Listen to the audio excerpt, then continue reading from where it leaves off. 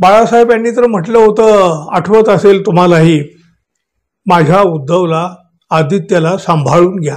अवघा शिवसैनिक त्यावेळेला सद्गदित झाला होता.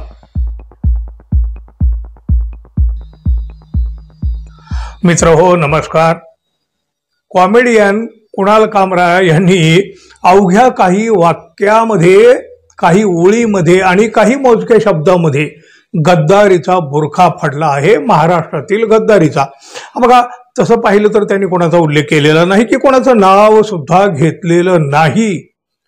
आणि अशा परिस्थितीमध्ये त्यांच्यावर गुन्हाही दाखल झाला आहे. असो, कायद्याचं काम कायदा करेल. पोलिसांनी कुठलाही जरी गुन्हा दाखल केला ना, तरी शेवटी न्यायालयातच जाणार. आणि न्यायालय आहे ना मग हे सगळं पाहायला, काय गुन्हा केला, घडला की न घडला, हा जो गुन्हा दाखल झालेला आहे तो योग्य आहे की नाही, हे सगळं न्यायालय बघून घेईल. आता बघा, ते थाने की रिक्षा, चेहरे पे दाढी, आंखों पे चष्मा हाय, खूप गाजलं आणि पुन्हा वाजलं सुद्धा. कुणाल कामरा यांना होणाऱ्या विरोधापेक्षा त्यांचं समर्थन करणारे अधिक आहेत, असंच कालपासून आपल्याला दिसून आलं.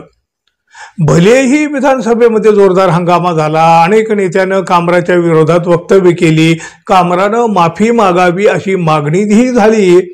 पण काय, कामरा आपल्या मताशी ठाम, ते माफी मागायला अजिबात तयार नाहीत. बघा, आतापर्यंत जवळपास सगळ्यांनी कामरा यांचे थाने की रिक्षा, चेहरे पे दाढी हे गाणं ऐकलं असेल. अहो, काहींचं तर ते पाठ करून टाकलेलं आहे, म्हणजे पाठ झालं एवढ्या वेळा त्यांनी याचा उद्घोष केलेला आहे.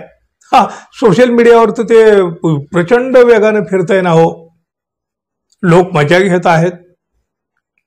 एकनाथ शिंदे यांच्या समर्थकांना हे गाणं आवडलेलं नाही, रुचलेलं नाही.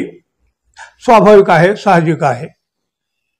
मग काय, त्यातल्या गुंडांनी एका स्वातंत्र्य सैनिकानं उभारलेल्या स्टुडिओ फोडला, गाणं गायलं. कामरानं तोडफोड मात्र दुसऱ्याच्या स्टुडिओची.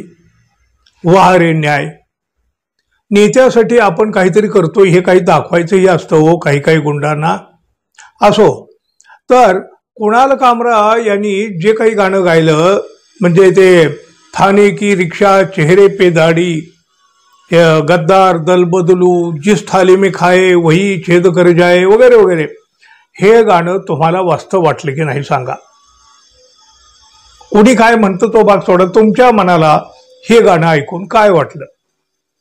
अहो, समर्थकांना नाही आवडलं, पण सामान्य माणसाला आवडलं नसतं तर त्यांनी ते व्हायरल केलं नसतं.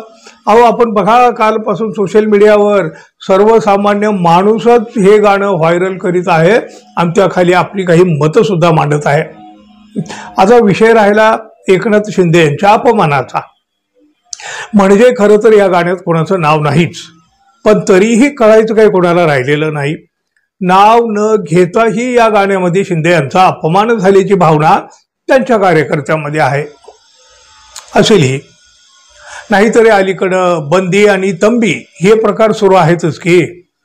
लिहायला, बोलायला आज किती स्वातंत्र्य उरलंय हो. नेमका खासदार जया बच्चन यांनी हाच मुद्दा उपस्थित केला आणि थेट एकनाथ शिंदे यांना झोंबणारा सवाल केलाय त्यांनी. जया बच्चन यांनीही कामराला पाठिंबा दिलेला आहे. कामराला पाठिंबा अनेक स्तरातून मिळत आहे, म्हणजे हे राजकीय जी काही संबंधित मंडळी सोडली तर जवळपास सगळ्यांचा पाठिंबा या कामराला मिळालेला आहे. इतर राजकीय पक्षांच्या नेत्यांच्या प्रमाणात अभिनेत्री आणि खासदार जया बच्चन यांनीही या विषयावर उघडपणे आपलं मत व्यक्त केलंय. त्याचबरोबर त्या अभिव्यक्ती स्वातंत्र्याबद्दल देखील बोललेल्या आहेत. त्या पत्रकारांना म्हणाल्या, जर बोलण्यावर बंदी असेल तर तुमचं काय होईल? तसंही तुमची परिस्थिती वाईटच आहे. जर तुमच्यावर बंधने आहेत, तुम्हाला फक्त काही विशिष्ट विषयावरच बोलायला सांगितलं जात असेल आणि काही प्रश्न विचारू नका असंही सांगितलं जात असेल, तर यात अभिव्यक्ती स्वातंत्र्य कुठं आलं? पण त्यापुढे त्यांनी जे एक वाक्य उच्चारलं, जो एक प्रश्न उपस्थित केला, तो फार महत्वाचा आहे मित्रांनो.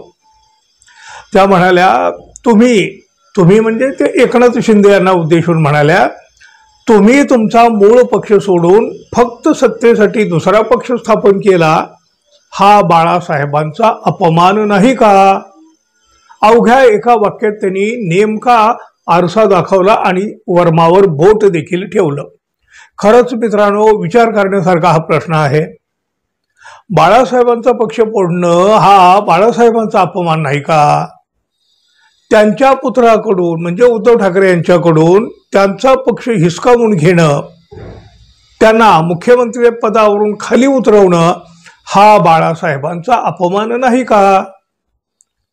बाळासाहेब यांनी तर म्हटलं होतं, आठवत असेल तुम्हालाही, माझ्या उद्धवला आदित्यला सांभाळून घ्या.